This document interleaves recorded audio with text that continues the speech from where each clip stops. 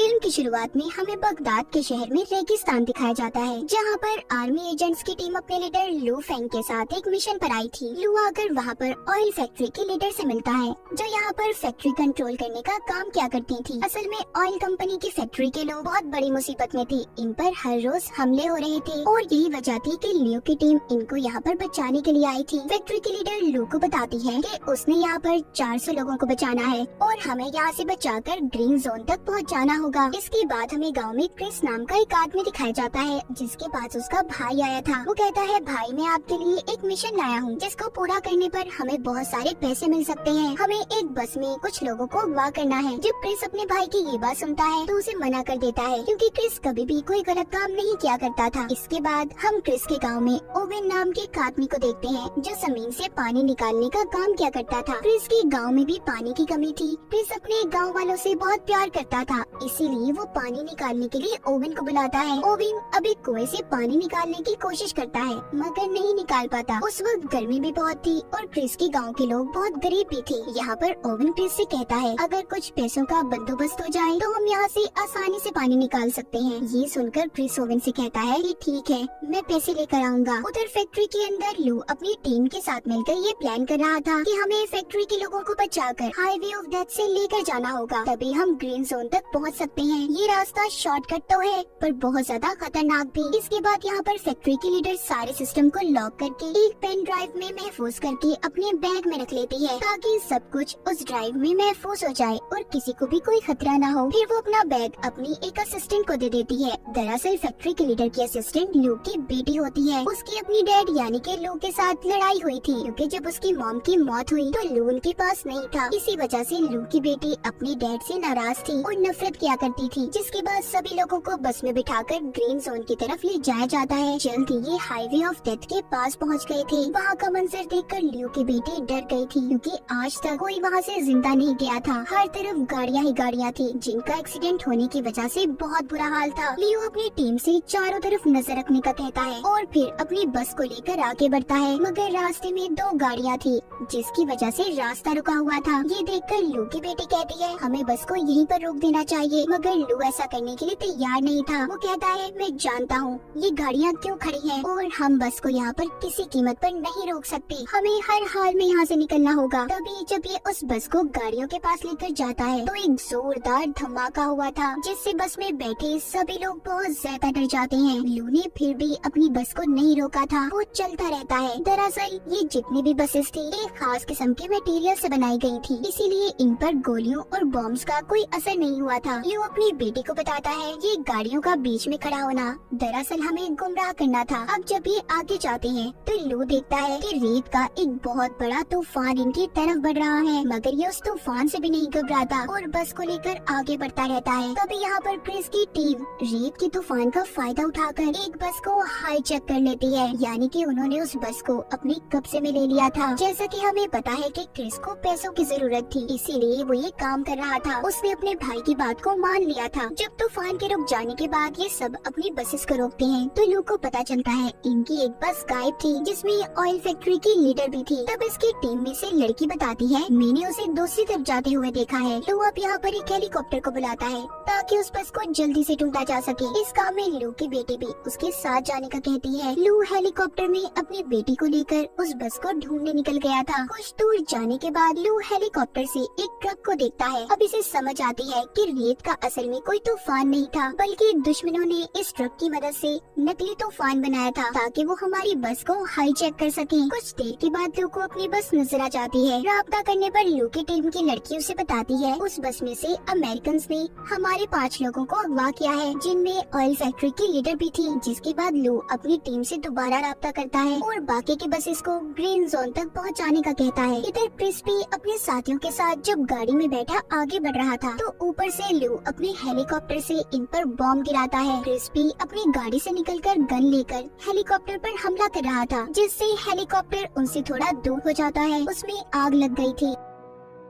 Chris अपने भाई को अभी खंडर में लेकर आया था, जहाँ पर लाकर उससे पूछता है कि ये किसका मिशन है, मुझे सच सच बताओ, जिसमें इतना ज्यादा खतरा है, हेलीकॉप्टर से हम पर बॉम्ब गिराए जा रहे हैं। तभी वहाँ पर ओविन आता है जो कि क्रिस का दोस्त था। कहता है कि ये मिशन सारा प्लान मेरा था, उसने ऑयल फैक्ट्री के लीडर को भी अगवा कर लिया था। इसका मकसद ऑयल कंपनी के सारे सिस्टम को हैक करके यानी कि अपने कंट्रोल में लाकर, जिससे इसे बहुत सारे पैसे मिलने वाले थे। ऑयल फैक्ट्री के लीडर को भी ये बात समझ आ गई थी कि वो ओविन ही था जो इनकी फैक्ट्री पर हमले करवा रहा था, ताकि जब हम अपनी जगह बदलकर ग्रीन जोन की तरफ जाने लगे तो ये रास्ते में हमें अगवा कर ले। क्रिस यहाँ पर ओविन से कहता है, तुम इतना बड़ा प्लान कैसे बना सकते हो, और मैं आगे अब इस प्लान में तुम्हारा साथ नहीं देने वाला, मुझे मेरे पैसे दो ताकि मैं यहाँ से जा सकूँ। ओविन कहता है, अभी कुछ और काम बाकी है, जिसके बाद तुम्हें तुम्हारे पैसे मिल जाएंगे। क्रिस का भाई भी यही कहता है कि अभी कुछ काम बाकी है, मगर क्रिस किसी की परवाह ना करते हुए कहता है कि अगले 2 घंटे के अंदर अंदर मुझे मेरे पैसे चाहिए। इतना कहकर वो वहाँ से चला गया था। क्रिस के जाने के बाद उसका भाई ओवन से कहता है कि हमें अब उसके बगैर ही काम करना होगा, मगर ओवन यहाँ पर उसके साथ गद्दारी करता है। उसने क्रिस के भाई को मार दिया था और फिर यहाँ से सब कुछ जाने का कहता है। उधर क्रिस भी अपने गांव में पहुँच गया था। उसे अपने भाई पर बहुत गुस्सा आ रहा था क्योंकि उसने सही बात नहीं बताई थी उसे, जिसके बाद वो थोड़ा खुद को सुकून में लाने के लिए बच्चों के साथ बाहर खेलने चला गया था। तभी उधर ल्यू आता है जो कहता है कि मैं यहाँ पर अपने लोगों को बचाने आया हूँ, जिनको तुमने अगवा किया है। मैं जानता हूँ मेरे लोग तुम्हारे पास हैं। क्रिस भी जवाब देता है कि मैं भी अपने गांव वालों को बचा रहा हूँ। जैसा कि हमें पता है क्रिस ने ये काम भी पैसों के खातिर सिर्फ अपने गांव वालों के लिए किया था, ताकि ये उनके लिए पानी का इंतजाम कर सके, और ये सारा प्लान ओविन का था ताकि क्रिस भी उसका साथ दे सके, मगर ओविन ने इसे धोखा दे दिया। खैर इसके बाद लू वहाँ से चला जाता है। कुछ देर के बाद क्रिस एक खाली फैक्ट्री में आया था जहाँ पर वो अपने भाई की लाश को देखता है। तभी उधर लू भी आ गया था। इन दोनों की यहाँ पर बहुत लड़ाई होती है। कभी क्रिस लू पर भारी पड़ रहा था तो कभी लू, क्योंकि क्रिस को यहाँ पर ऐसा लग रहा था कि उसके भाई को लू ने मारा होगा, मगर जब वहाँ पर कोई चीज क्रिस के भाई पर गिरने वाली थी तब लू उसे बचा लेता है। यहाँ पर उसको पता चल जाता है कि उसके भाई को लू ने नहीं मारा बल्कि इसमें ओविन का हाथ है। तभी वहाँ पर इन पर गोलियां बरसने लगती हैं। दरअसल यहाँ पर भी ओविन ने अपने गुंडों को इन्हें मारने के लिए भेजा था, मगर ये उन गोलियों का मुकाबला करते हैं। क्रिस उन पर बॉम्ब गिराता है जिससे बहुत बड़ा धमाका हुआ था। खैर वो गुंडे तो वहाँ से भाग गए थे, मगर इस उसमें क्रिस की गाड़ी भी बर्बाद हो जाती है। ये दोनों समझ गए थे कि इनको एक ही इंसान को पकड़ना है और वो है ओविन, जो इन दोनों का दुश्मन था। क्रिस कहता है कि मैं जानता हूँ इस वक्त ओविन कहाँ पर होगा। उधर दूसरी तरफ ओविन फैक्ट्री के लीडर और उसके कुछ लोगों को अपने साथ फैक्ट्री में ले आया था, जहाँ पर वो सिस्टम को खोलने की कोशिश करता है, मगर उस पर एक कोड लगा हुआ था। ओविन फैक्ट्री के लीडर से जब कोड के बारे में पूछता है तो वो नहीं बताती। तभी वो उसके 2 लोगों को मार देता है, जिसे देखकर फैक्ट्री के लीडर डर गई थी। अब वो उसके बेटे को मारने की धमकी देता है। तो ये सुनकर फौरन फैक्ट्री के लीडर उसे बताती है कि ये कोड एक पेन ड्राइव में है जो मैंने अपने बैग में रखी थी, पर मैं ये नहीं जानती कि वो कहाँ पर है। मुझे बस इतना याद है कि वो बैग मैंने अपने असिस्टेंट को पकड़ाया था। तभी यहाँ पर फैक्ट्री के लीडर का बेटा अपनी मॉम के फोन पर कॉल करने का कहता है, जिससे उनके फोन के लोकेशन के बारे में पता चल जाएगा कि फोन और बैग कहाँ पर है। असल में वो बैग लू की बेटी के पास था जो इस वक्त क्रिस के गाँव में थी। उधर ही गाँव में लोगों को बाकी के लोगों के ग्रीन जोन में पहुँचने की खबर मिल जाती है। यहाँ पर उसकी बेटी उससे पूछती है कि आप क्रिस पर कैसे भरोसा कर सकते हैं। लू बताता है कि वो एक अच्छा इंसान है, लोगों की भलाई सोचता है, हम उस पर यकीन कर सकते हैं। तभी क्रिस को लू की डायरी मिलती है जिसे उठाकर वो उसके पास लेकर आया था। उसे कहता है कि क्या तुम इस लड़की को पसंद करते हो? तुम कितने खुशकिस्मत हो ना कि तुम्हें ऐसी लड़की मिली। तुम हर वक्त उसकी तस्वीर को अपनी डायरी में रखते हो। लू यहाँ पर बताता है तुम गलत सोच रहे हो, दरअसल वो मेरी बेटी है। इस बात पर क्रिस उससे माफी मांगता है। लू बताता है दरअसल जब मेरी वाइफ की मौत हुई तो मैं अपनी बेटी के पास नहीं था, जिस वजह से वो मुझसे आज तक नाराज है। वो कहता है और इस मिशन पर भी मैं इसीलिए आया था कि मैं अपनी बेटी को बचा सकूं, जो यहाँ ऑयल फैक्ट्री में काम करती है। क्रिस कहता है फिक्र नहीं करो, सब ठीक हो जाएगा, हम सबको बचा लेंगे, हम मिलकर मुकाबला करेंगे। तभी उन्हें कुछ गुंडों की आवाजें सुनाई देती हैं। वो जाकर उन गुंडों का मुकाबला करते हैं। यहाँ पर उन्हें पता चलता है कि उन्हें तो यहाँ पर ओविन ने भेजा है, जो यहाँ पर फैक्ट्री के लीडर का बैग लेने आए हैं, जो लू की बेटी के पास था। उनके पास काफी सारे हथियार थे। उन्होंने सभी गाँव वालों को बंदी बना लिया था और अब वो फैक्ट्री के लीडर का बैग भी मांगते हैं, जिसमें पेन ड्राइव थी जिसमें सिस्टम का कोड लॉक था। क्रिस उन्हें वो बैग दे देता है, जिसे लेने के बाद वो वहाँ से चले गए थे। ऐसा करने पर लू और उसकी बेटी उससे बहुत नाराज थे। तब क्रिस कहता है कि मैं पूरी गाँव वालों की जान को ऐसे खतरे में नहीं डाल सकता था। जब सुबह होती है तो क्रिस लू की बेटी से पूछता है कि आखिर उस बैग में क्या था जिसको देने पर तुम तैयार नहीं थी। वो बताती है उस बैग में एक पेन ड्राइव थी, जिससे ऑयल फैक्ट्री की सारी सिस्टम को हैक कर सकते हैं और पूरी बगदाद शहर के ऑयल को कहीं पर भी ट्रांसफर यानी कि भेजा जा सकता है। इस सिस्टम से ऑयल स्मगलिंग भी होती है, जिसके बाद किसी भी मुल्क या शहर को वो ऑयल बेच सकते हैं। और अगर ऐसा हो गया तो ये अब तक ऑयल की सबसे बड़ी चोरी होगी। दूसरी तरफ हम जर्मनी के शिप को देखते हैं, जिसका कैप्टन ओवेन से फोन पर बात कर रहा था। इधर गाँव से भी क्रिस और लू निकल गए थे, मगर लू की बेटी को ये लग रहा था कि वो दोनों मिलकर भी सब कुछ नहीं रोक पाएंगे, इसलिए वो भी गाड़ी लेकर उनके पीछे निकल जाती है। ओवेन के पास भी उसके गुंडे बैग को लेकर पहुंच गए थे। वो फैक्ट्री के लीडर को अब बैग देकर पेन ड्राइव से लॉक खोलने का कहता है। वो जैसे ही पेन ड्राइव को सिस्टम में लगाती है, सारा सिस्टम ऑन हो गया था,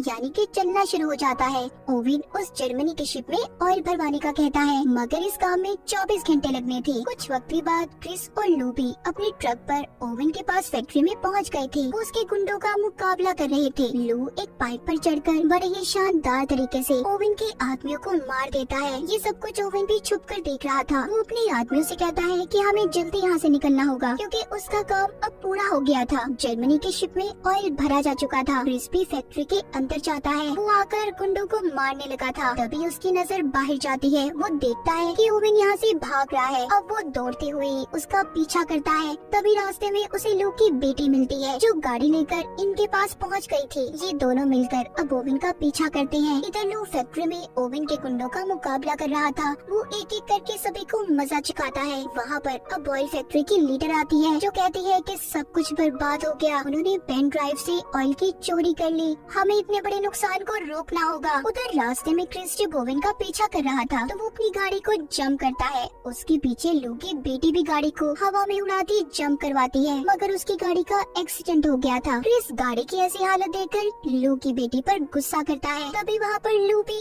एक ट्रक को लेकर पहुँच गया था। फिर वो दोनों भी उस ट्रक में बैठकर उसके साथ आगे बढ़ते हैं। क्रिस लू को ओवेन तक पहुँचने का शॉर्टकट रास्ता बताता है। फिर ये उस ट्रक से रॉकेट लॉन्चर छोड़ने लगते हैं। दरअसल ये वही ट्रक था जिससे नकली तूफान को बस को हाईजैक करने के लिए बनाया गया था। क्रिस अब ओवेन तक पहुँच जाता है। वो तेजी से लाकर अपने ट्रक को उसके ट्रक में दे मारता है, जिससे जोरदार धमाके होते हैं। ओवेन की गाड़ी दूर जाकर गिरी थी। ओवेन काफी जख्मी हो चुका था। वो जब क्रिस को देखता है तो अपनी गाड़ी को लेकर वहाँ से भाग जाता है। लू ने वापस क्रिस को अपने ट्रक में बुला लिया था। क्रिस अब ट्रक से लटक गया था और रॉकेट लॉन्चर की स्पीड से ओवेन की गाड़ी के पास आ जाते हैं, जिसकी वजह से उनका ट्रक भी काबू हो गया था। वो एक रस्सी को ओवेन की गाड़ी से बांधकर अपने ट्रक को खाई में गिरा देते हैं और खुद उस रस्सी के सहारे लटक गए थे। ये देखकर ओवेन उन पर हंस रहा था, मगर गाड़ी पर वजन ज्यादा होने की वजह से ओवेन की गाड़ी भी खाई में गिर जाती है। लू ने उस रस्सी को छोड़ दिया था। वो अपनी बेटी के साथ एक पत्थर पर जाकर गिरता है और ओवेन अपनी गाड़ी के साथ खाई में गिरकर मर गया था। यहाँ पर लू और उसकी बेटी तो बच चुके थे। ये दोनों देखते हैं कि इन्हें क्रिस कहीं पर नजर नहीं आ रहा।